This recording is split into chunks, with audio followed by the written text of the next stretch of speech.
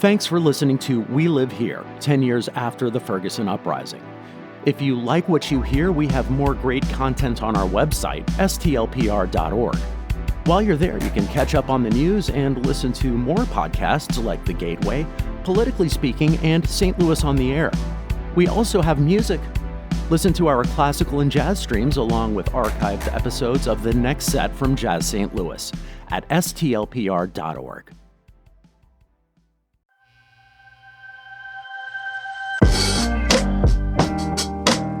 Hey everyone, I'm Chad Davis, the host of this season of We Live Here.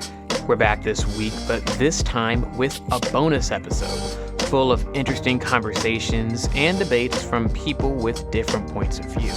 And we're taking you back to a place you may remember if you were here 10 years ago. You might remember the role Greater St. Mark Family Church in St. Louis County played. It was a place for conversations and reflections on racism and police brutality. State leaders held press conferences there, and the church took in Ferguson protesters looking for safety. Now, 2 days before the 10th anniversary of Mike Brown Jr.'s killing, on August 7th, 2024, we returned to the church for a conversation led by NPR's Michel Martin and community members to look at what has and hasn't changed in the last 10 years. Joining the discussion were Ferguson Mayor Ella Jones. In 2020, Jones, who was a city council member, was voted into office as the city's first Black mayor and first woman to serve in the position. Brittany Packnett Cunningham, who is an activist, educator, writer, and former member of the Ferguson Commission, who now lives in Washington, D.C. Ferguson Police Chief Troy Doyle was sworn in as Ferguson's Chief of Police in March 2023 after more than 3 decades with the St. Louis County Police Department. Clifton Kinnie, an educator, Ferguson protester, and the founder of Our Destiny STL, which is a network of young activists across Missouri who organize statewide and national school walkouts. And Zack, who is the chairman and CEO of U.S. Bancorp Impact Finance, which provides financial support and more equitable access to capital to communities in St. Louis and across the U.S. In this bonus episode of We Live Here 10 years after the Ferguson uprising, we'd like to share selections from that event. This is Ferguson and Beyond, a community conversation 10 years later from St. Louis Public Radio with NPR News. Now, here's Michel. You know, we've been here all week, as I mentioned, and a number of my colleagues came from Washington with me. And we've been asking everybody the same question, which is, where were you on August 9th, 2014? And if you would just briefly tell me, where were you? And how did you hear what happened? And what did you hear? Clifton, I'll just start with you. Wow. First of all, thank you.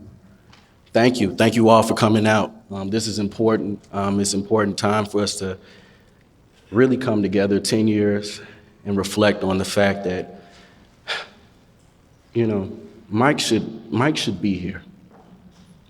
Mike should be here. Around that time, I was experiencing my own tragedy, my own personal tragedy. I lost my mother, who had fought stage 4 breast cancer for about 10 years. And I was 17 at the time. And it still bothers me to this day. We just marked 10 years since her death. Mm-hmm. And it's like grief melds with grief, doesn't it? Absolutely. It kind of becomes one river. Absolutely. Yeah. And around that time, I was at my grandmother's home, and I had seen a picture of his body on Instagram. And at first, I didn't think it was a real photo. And that's what drove me out there. You know, being a part of the community mourning, we were mourning. We weren't trying to become activists and protesters. And that's something that happened naturally, because when we felt that our community was under attack, we had to stand up. You know, I had to unite with other young people throughout the city. We created a coalition similar to what SNCC did, and we fought back, and that's why I'm here today. Mm-hmm. Chief, what about you? We had a chance to talk about this yesterday when we visited in your office. Thank you for that. And you were with the St. Louis County Department at the time. Do you remember where you were, what you heard, and what you thought? Yes, I was at home at the time. At that time, I was a captain with the St. Louis County Police Department. And I remember a good friend of mine, Demetrius Johnson, if you guys are familiar with him, used to host a radio show here, no longer with us here. But he gave me a call, and he said, hey, he used to always call me Captain. He said, hey, Captain, are you aware of what's going on in Ferguson right now? I say, no, not at all. And he started sending me some photographs from social media. And he says, hey, this is going to be a pretty big deal. And, I start making some more phone calls. And I say within the hour, I got a phone call from my chief of police calling all the commanders to work, saying that, hey, we got a problem in Ferguson and we all need to get together. And why did he know that it was going to be a big deal? How did he know? Well, I don't know how he knew. I can tell you how I knew. I remember someone making a statement, and I can't recall who it was, but and I can't remember if it was the county chief or the Ferguson chief at the time, but someone made the comment that, hey, look, let's get this investigation going so we can get this officer back on the street. And then when I heard that, I'm like, man, this is going to be a big problem, because I'm in law enforcement, so it gave me the feeling that if we're saying this, it's almost like we're reaching a conclusion before we even doing the investigation. And I knew at that point we was going to have some problems. Brittany, what about you? Do you remember? I will never forget where I was. On August 9th, I was actually on the other side of the state in Kansas City, Missouri. I had been asked to speak to a group of young women there, a group of Black young women. My mother, Dr. Gwendolyn Packnett, who many of you know from her many years of leadership in this community, had come with me because she had gone to college in Kansas City, and we were going to spend the weekend, make a weekend of it, visit all her old haunts, eat Gates barbecue, remember that it's not as good as St. Louis barbecue. And, we were gonna have a nice girls' weekend. And on August 9th, I gave this talk to these young women, and I felt responsible to tell them how to prepare to be leaders of tomorrow. I got back to the hotel, and I got on Instagram, and I saw a black and white picture of who I now know to be Mike's stepdad, holding a cardboard sign that said, "Ferguson police just killed my unarmed son." One of the pictures, one of the images that really moved me in that moment was seeing pictures that could have been taken in 1964 instead of 2014 of young Black people, elder Black people standing outside of their homes in protest and grief and frustration and confusion as to how not only had Michael Brown Jr. been unarmed and slain, but then had his body lay out in the hot St. Louis August sun for 4.5 hours without being attended to. And in that image, they had been responded to with those same German shepherds and police dogs that we had seen in the mid-century civil rights movement. And I realized in that moment that despite my best efforts, I had lied to those young women the day before, because I told them it was their responsibility to be prepared to be leaders of tomorrow, but there were their peers and younger standing courageously facing down those dogs to demand dignity be conferred on Black people.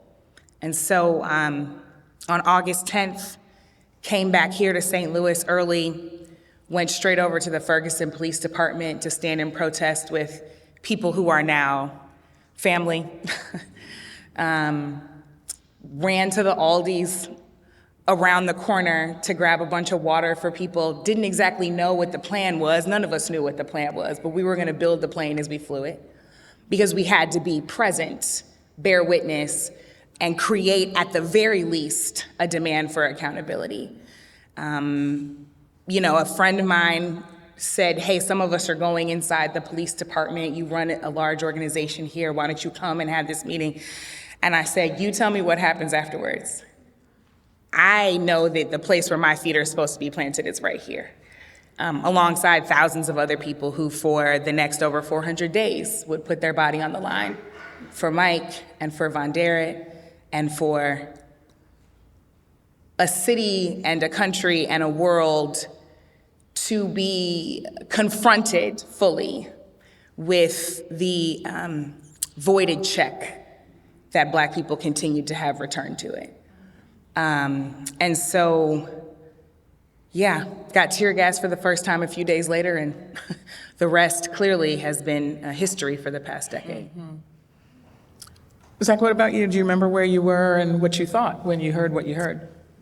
I recall very vividly, as someone who had been a St. Louis resident for 20 years at that point and had been involved in the community development space and arena, watched over the next couple of days this very raw and profound exhibition of anger and fear and dread. And it was jarring, and we didn't know where it was going to go, but we knew it was a very important moment. What about you, Mayor? Do you remember? I was home, and my telephone rang. It was Patricia Bynes, who at the time was the committee woman for the Ferguson Township Democratic Club. And she called me, she said, Reverend Jones, a young man has been murdered in the streets. I said, has anyone called his mother, his father? Who's there in the family? And she said, at that time, he has been lying in the streets for almost 2 hours. I said, let me make some telephone calls. So I made telephone calls to various people, and they say they were going to go over there. However, I was instructed not to go, and I did not go. Why so? Can you say why you were instructed not to go? The leadership was planning to do something different in Ferguson at the time. Let me put it that way. And my instructions were to go out there because I had other things to do. I hope people can appreciate that. So I had just been appointed to the Ferguson Human Rights Committee. And that was the beginning of the process. Everything has a process. So I did not go, made some telephone calls. So the next day, Patricia called me and said that there is going to be a meeting at the Ferguson Police Department. We want you there. So I got in the meeting, and the chief of St. Louis County, he was in there, Chief Jackson, a couple other people, and they were holding a conversation, and we began to talk, and I told them, I said, the people are standing outside, and at that time, they promised that they were going to bring the people in and talk with them, and they did not. And that was the beginning of people feel like they were not being treated fairly, because if you make a promise and you don't keep that promise, then people don't trust you. That ignited the distrust. Well, you know, one of the reasons we wanted to bring all of you together on this panel in particular is that all of your lives changed in some way. I don't know if you noticed that's kind of the through line. All of your lives changed in part because of what happened on that day. So I just wanted to start by asking how you think Ferguson changed you. Clifton, do you want to start? Because I mean, for you, it's kind of a dramatic trajectory of where your life, where it's, you know, there's that meme, like where it started, how it's going.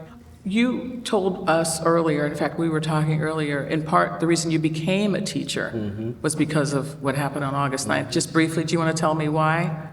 You know, I'm thinking about a conversation I had with my mentor, one of my mentors, Dr. Clarence B. Jones.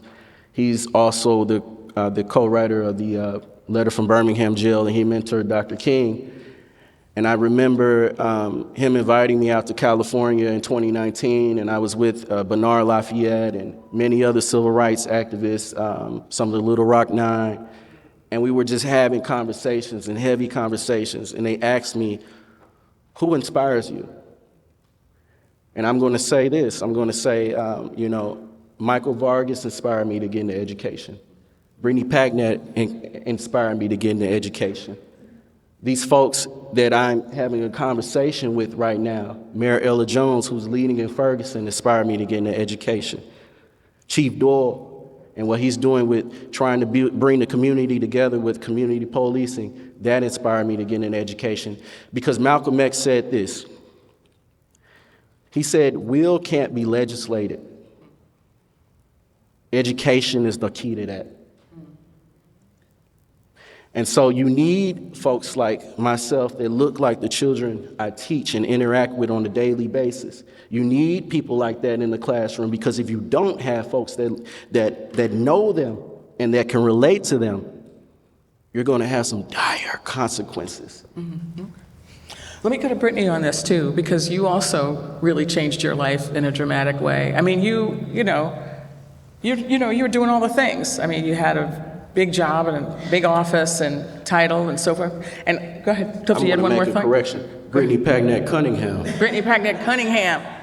I mean, Yes, ma'am. So I was just wanted to ask, how do you think one thing led to the other thing? The interesting part about emphasizing the Cunningham is that I met my husband, who's also a St. Louis native, photographer Reggie Cunningham, in the Ferguson uprising at a protest at the intersection of Shaw and Clem after Von Derek Myers was killed.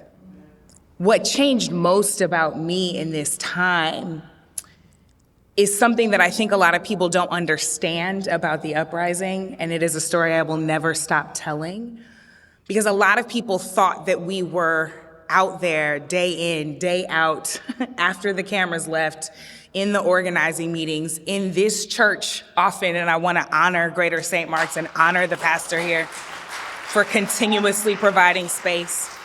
In church basements, sleeping on each other's couches. We were doing all of that stuff for over 400 days, not simply because of what we were fighting against, but because of who and what we were fighting for.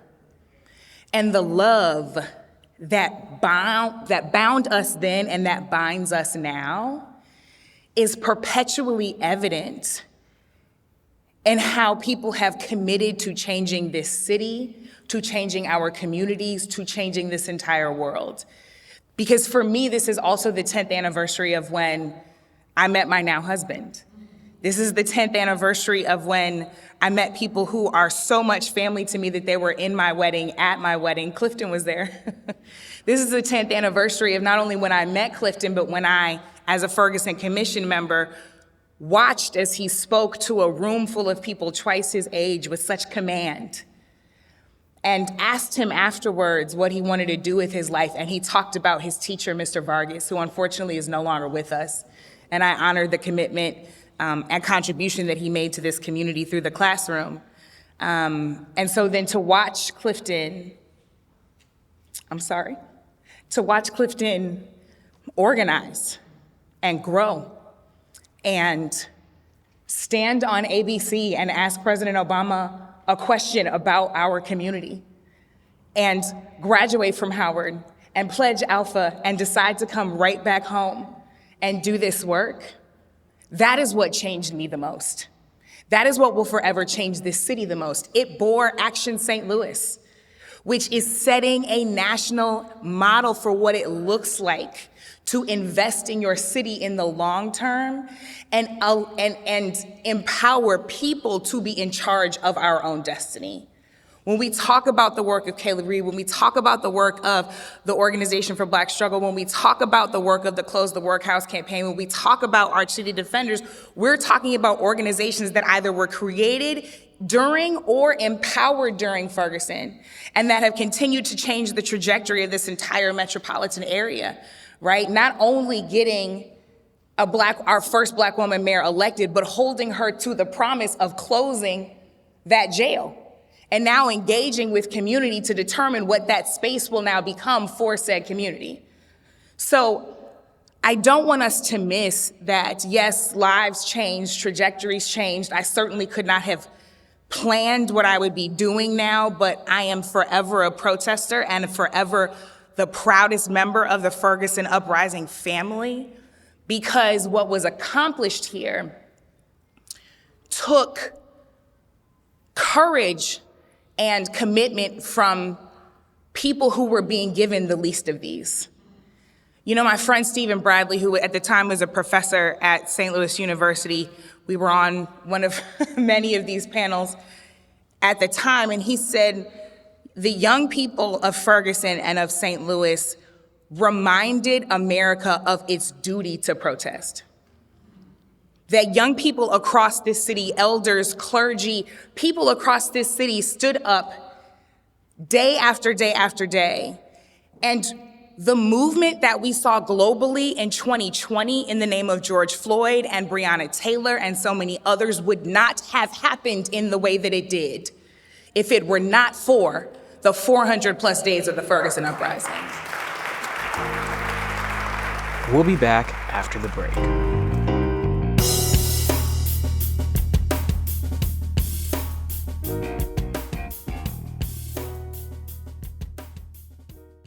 And we're back with Ferguson and Beyond, a production of St. Louis Public Radio with NPR News. Here's NPR host Michel Martin. I think Adrienne had a question. Adrienne Williams had a question.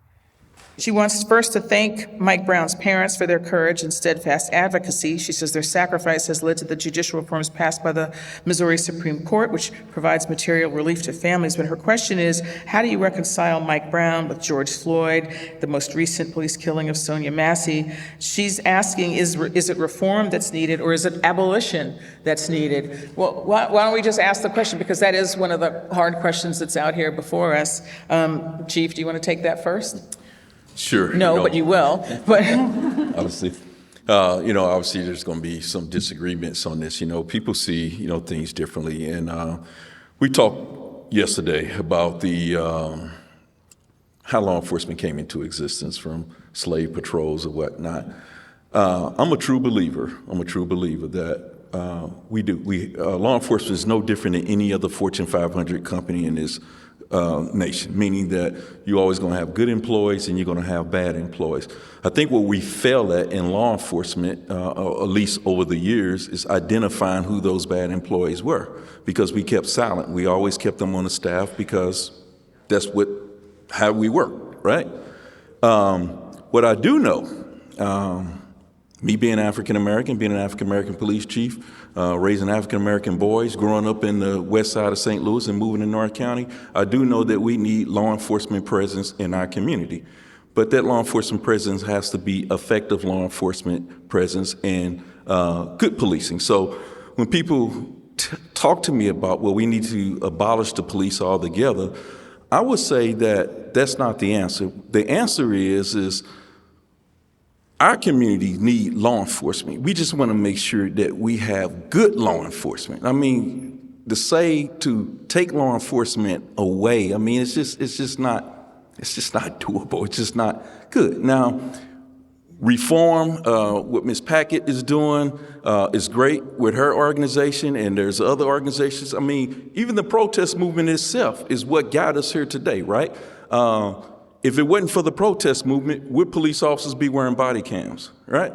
If it wasn't for the protest movement, would we be involved in de-escalation training, crisis intervention training, and so on, right? So it birthed everything that we're doing now as far as reform, birthed from what took place here in the city of Ferguson. To make a long story short, I don't believe in abolishment. However, I do believe in effective law enforcement for our communities. do you mind if I ask y'all how y'all feel about this? Do any of you believe that the police can be reformed? Do you believe that it's reform? Do any of you believe, if I may ask, that it's just not possible? We have to scrap the whole thing and start over. And some of you believe that that's the case. Would any of you who believe that be willing to say why? As the chief has spoken, slave patrols and police departments have the same root of the tree. We know that when Ferguson occurred, it became revealed of the militarization of the police. He brought in all kinds of equipment that had come from, we learned about 1033, and bringing in equipment from wars that we had been in other parts of the world. There were a number of police officers and people deployed who were veterans with untreated PTSD.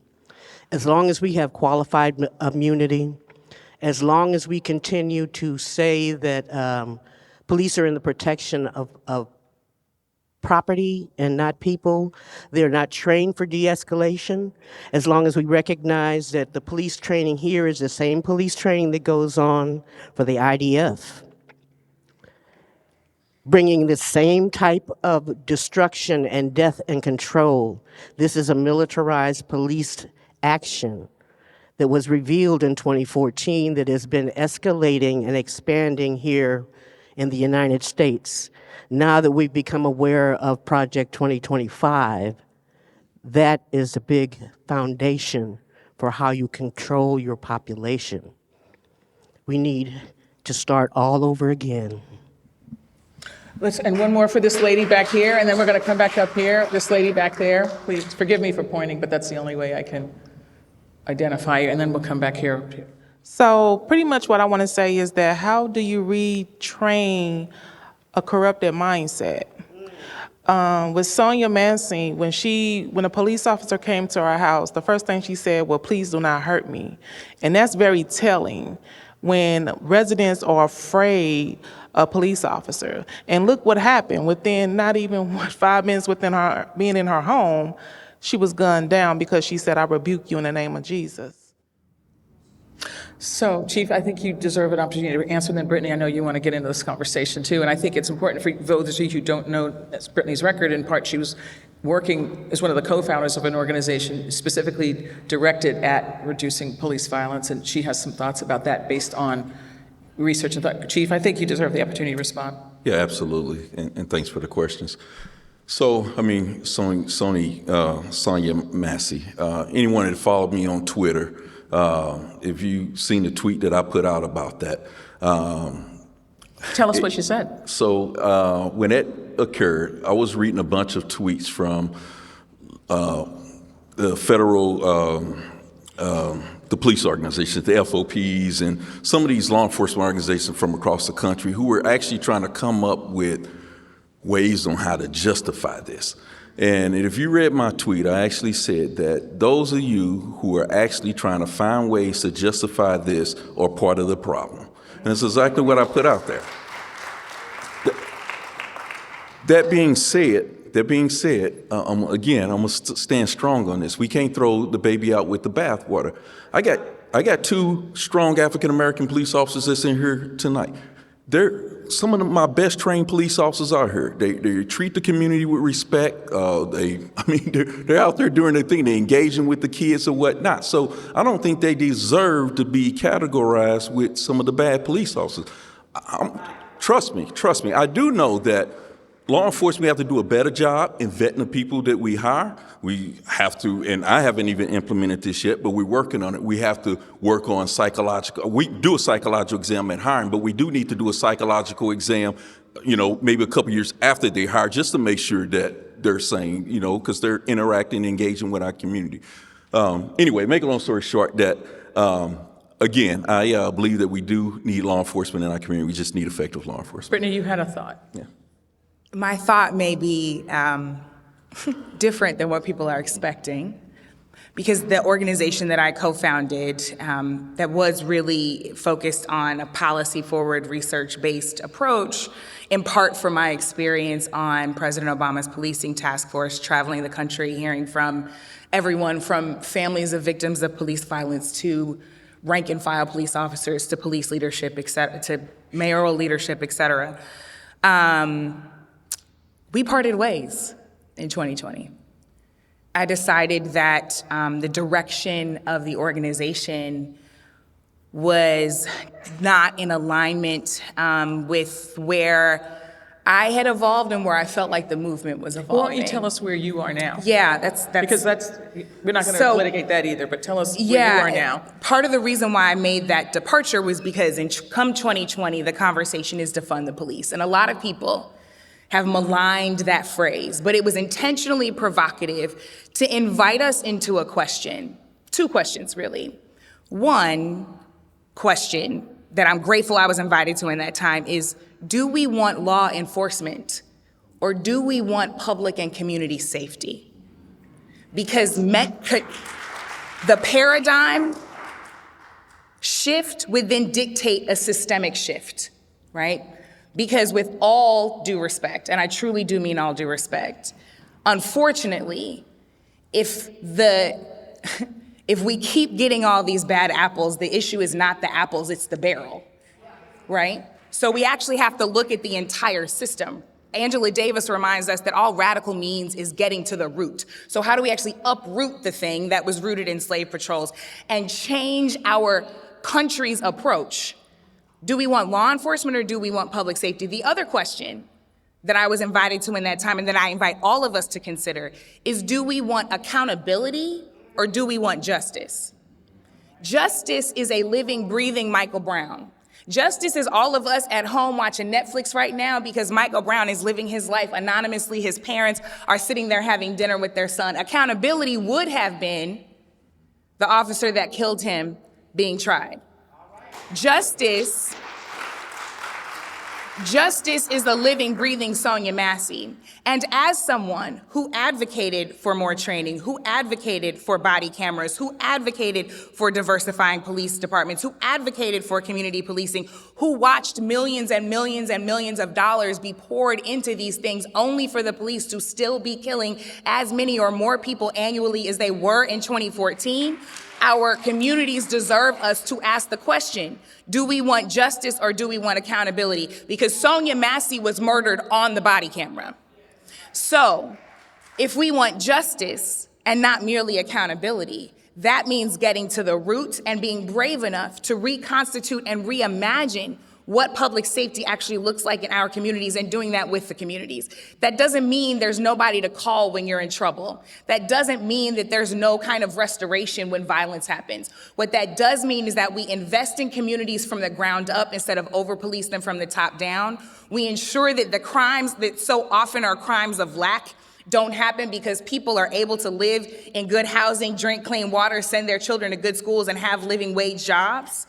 And we invest in the kind of mental health care that ends houselessness, right? We do the things that we know matter from the beginning to actually prevent where we are now, instead of simply hold people accountable once they've done the harm.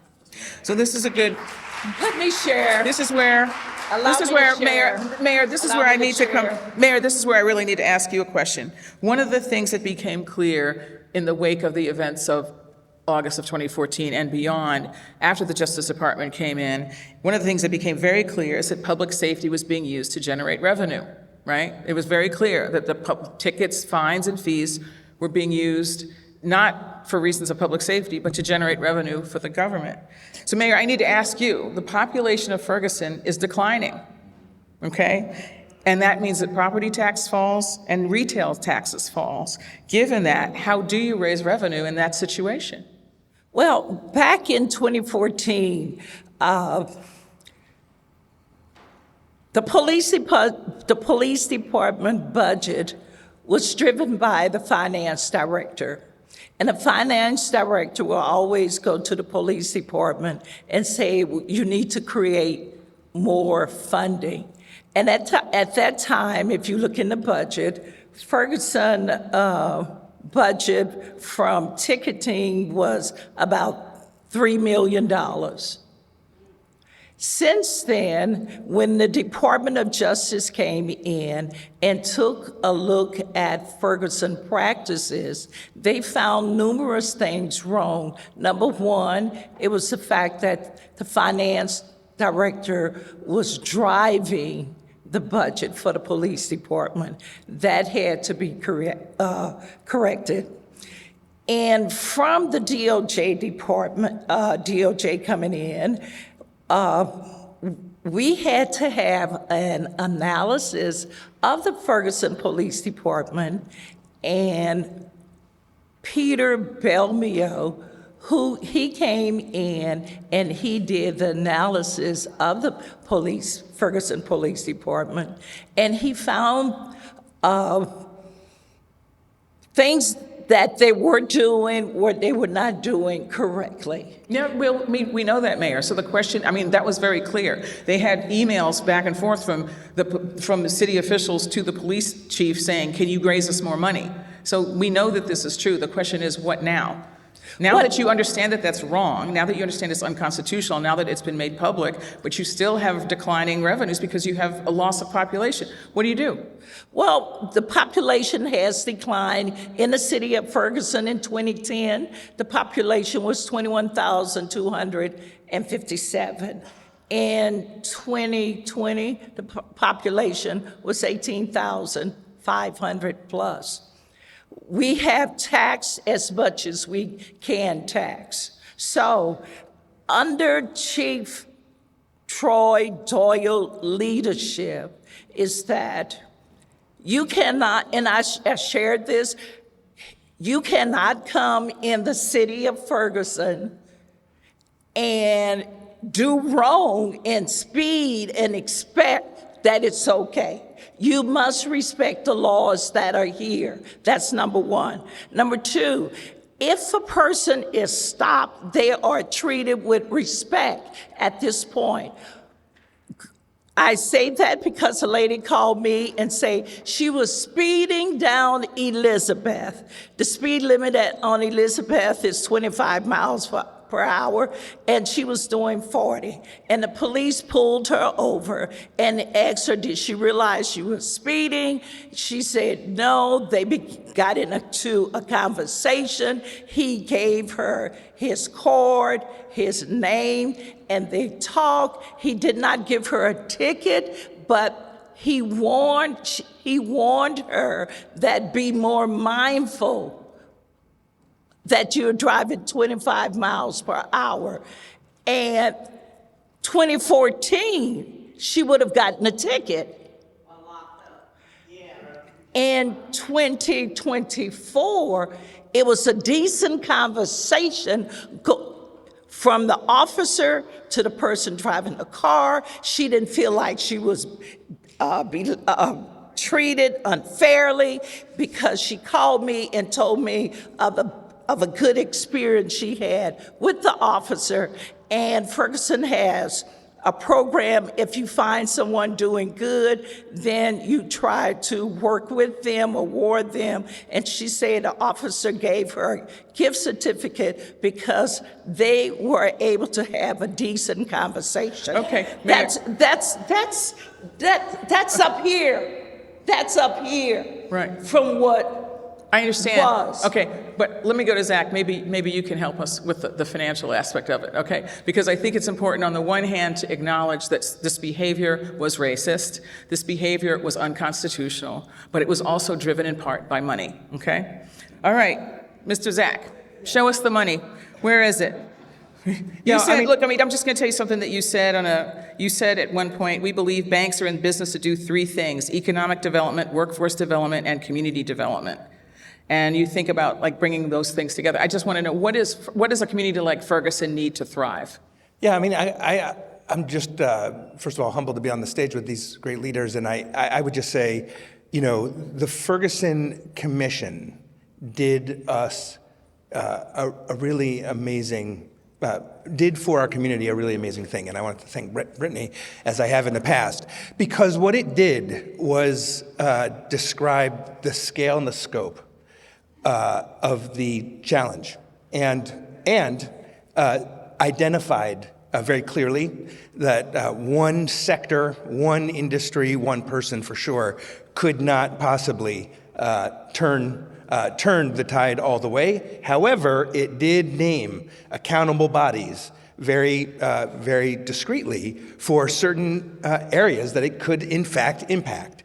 And so, what I will say is that it was an essential tool for us to question how we do our work, how the system is working or not working for certain segments of the population.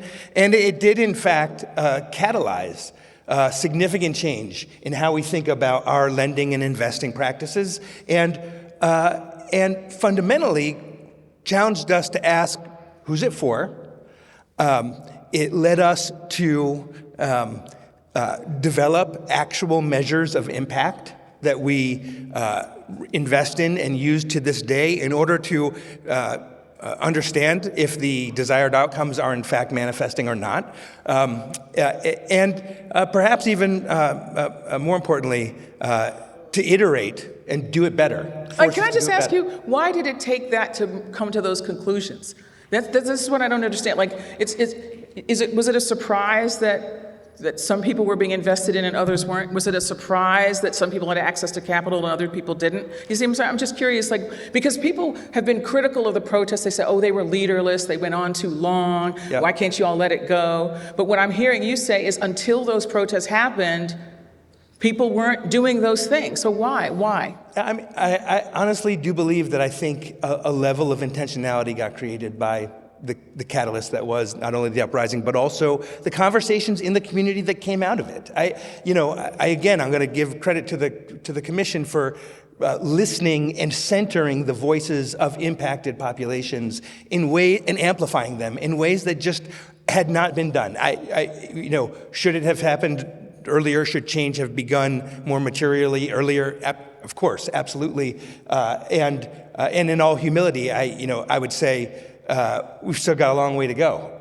But being deliberate, creating intentionality, understanding how systems work, whether it's a system of policing or a system of financial services or how healthcare is required if we're going to actually make progress and change it. We'll be back after the break.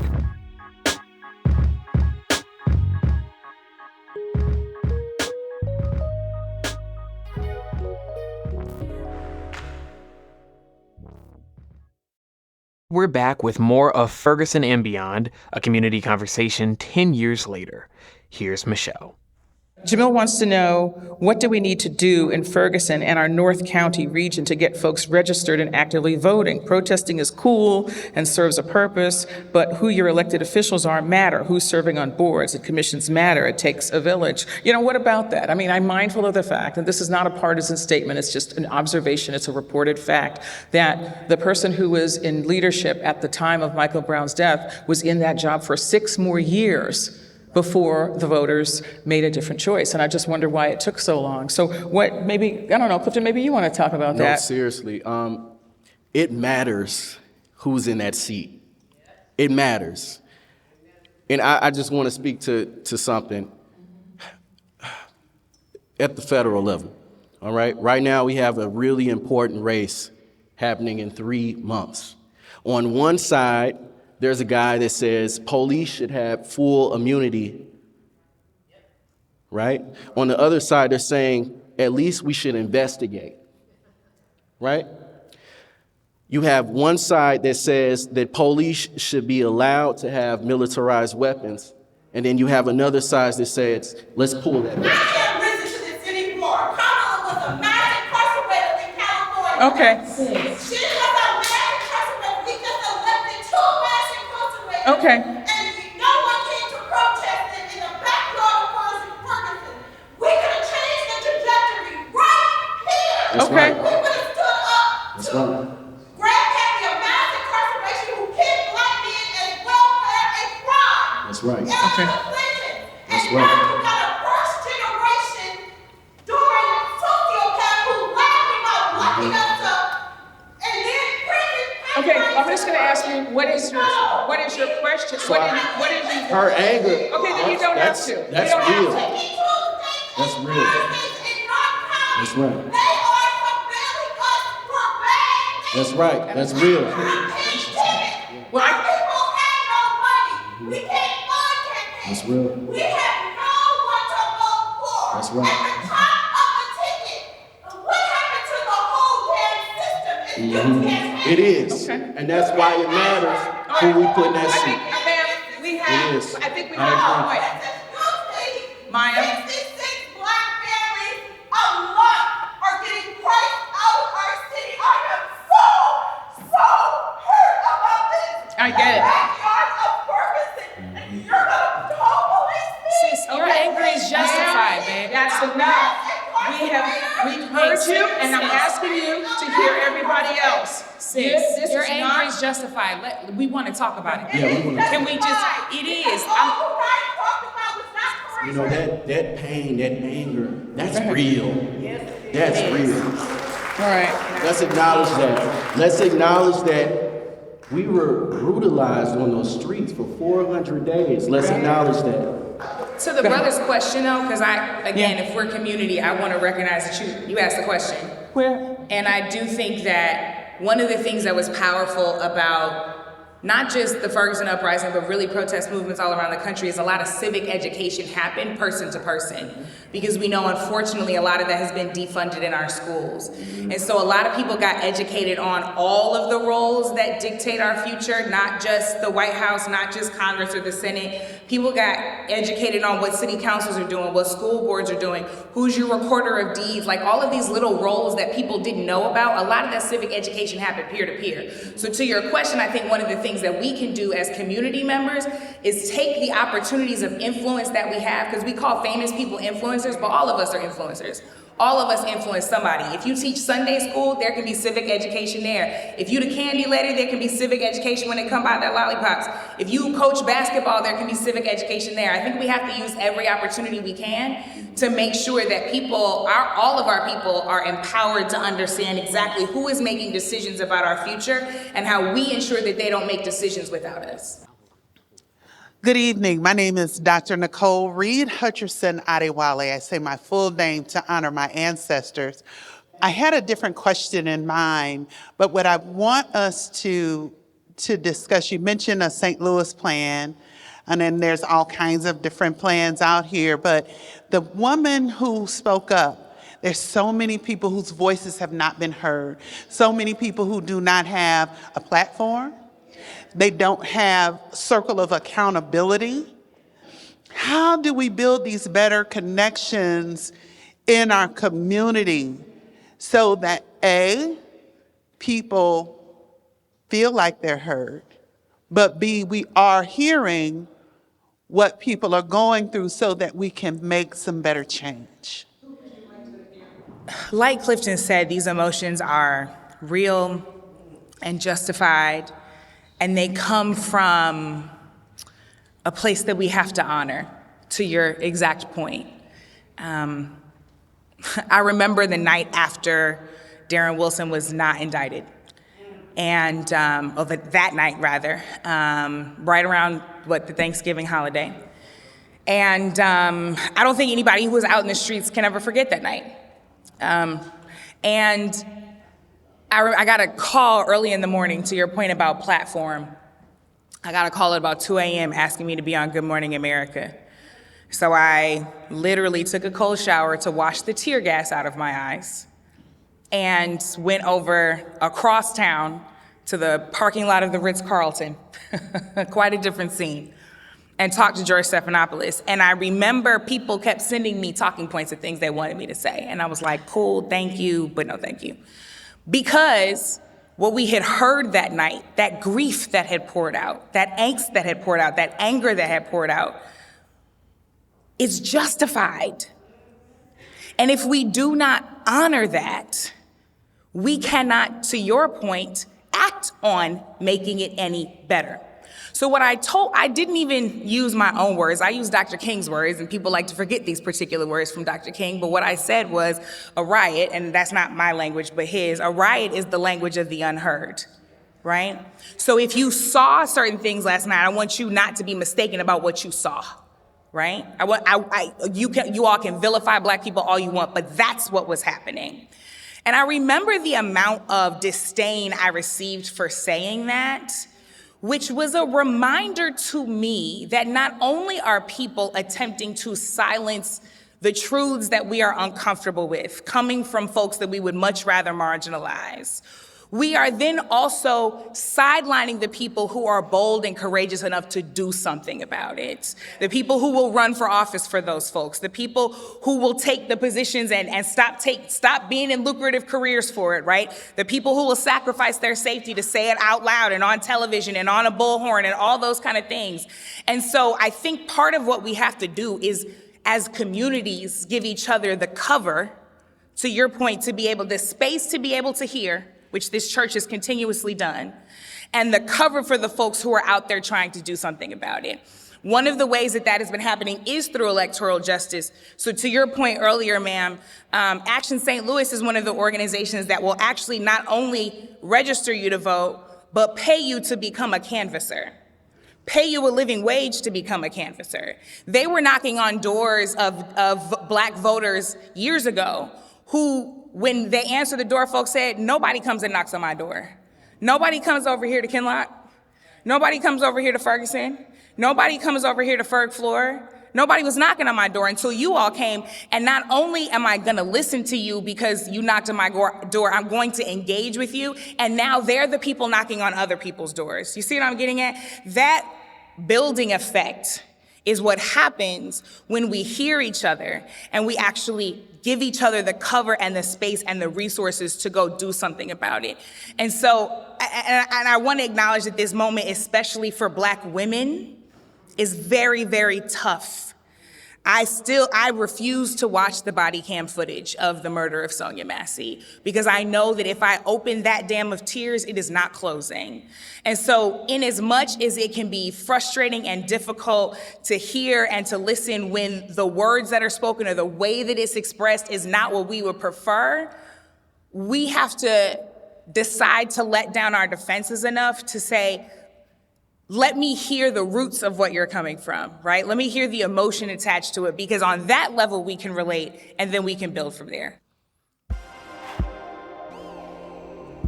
That was activist, educator, and writer Brittany Packnett Cunningham, alongside Ferguson Mayor Ella Jones, Ferguson Police Chief Troy Doyle, educator, Ferguson protester, and Our Destiny STL founder Clifton Kinnie, and U.S. Bancorp Impact Finance Chairman and CEO Zack Boyers. We'd like to close today's podcast with an original piece from someone you heard before on this podcast, spoken word poet and artist Pacia Elaine Anderson, who also joined Ferguson and Beyond on August 7th. Here's Pacia performing her poem, Future Memories. May I have permission from my elders to speak? Asante Sana, which means thank you very much. My name is Pacia Elaine Anderson. I am an artist, poet, performance artist, visual artist, teaching artist, community caregiver. I come to you from the south side of St. Louis, city of my living, by way of Springfield, Illinois, the city of my rearing, by way of Alton, Illinois, the city of my birth. I stand before you as the daughter of Dorothy Lee, the granddaughter of Alice Jean, the great-granddaughter of Rebecca. I want to say thank you for the invitation to share, and I bring to you future memories.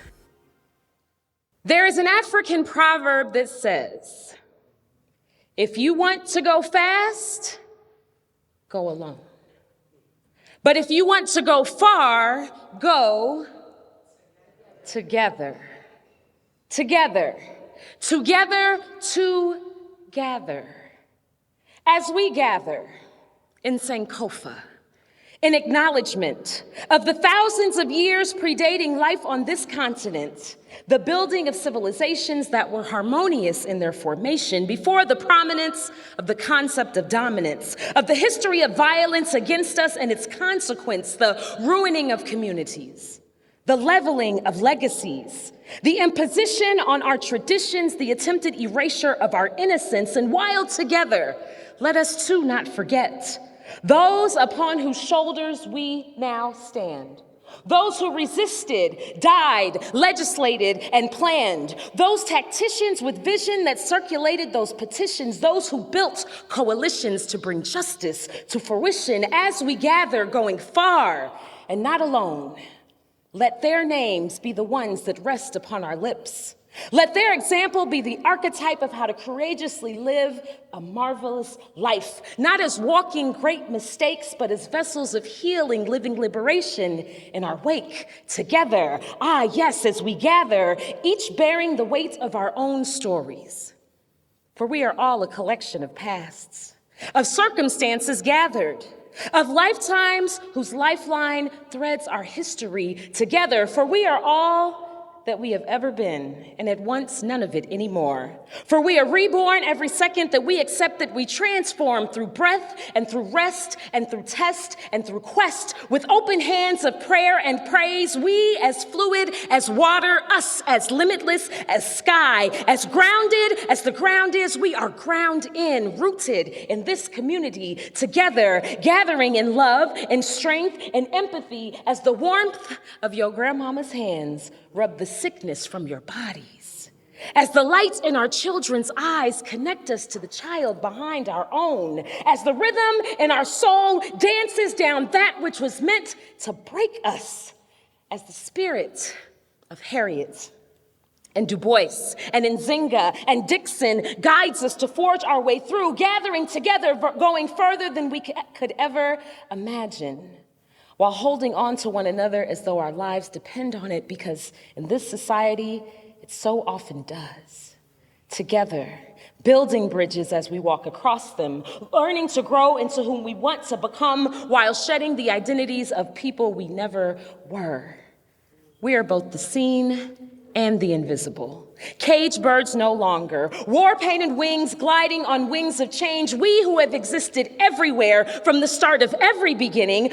We who carry the history of the entire universe deep in our bones, the conduits of destiny, the keepers of all that is divine, as we struggle against those who can only be at peace when they are at war. We still effortlessly reflect what it means to truly be human, what it means to be because someone else was, because someone else gathered together in a time before, and we here now stand tall, a new picture created from the singular parts of ourselves, collectively crafted together, going as far as we can go, and definitely going as far as we may have to. Gathered in justice, gathered in healing, gathered in community, gathered together. Ashe. Sante Sana, Mama Bosman.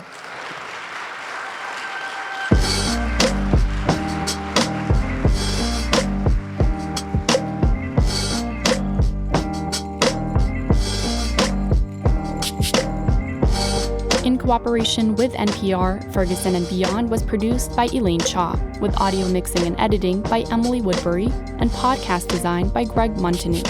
Our audio engineer was Ryan Schulte. Special thanks to Maya Norfleet, Brian Heffernan, Jonathan All, Chad Davis, Brian Munoz, Leslie Davis, Sophie Brose, and Fontella Bradford.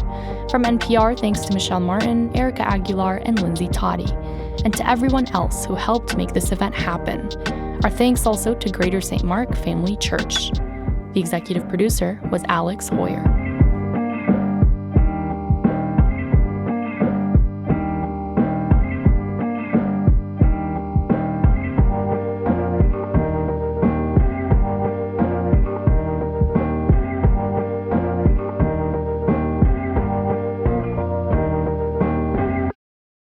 If you learned something new from today's episode, consider leaving us a review and rating on Apple Podcasts on the App Store. It's the easiest way to help people discover We Live Here. Thanks for listening.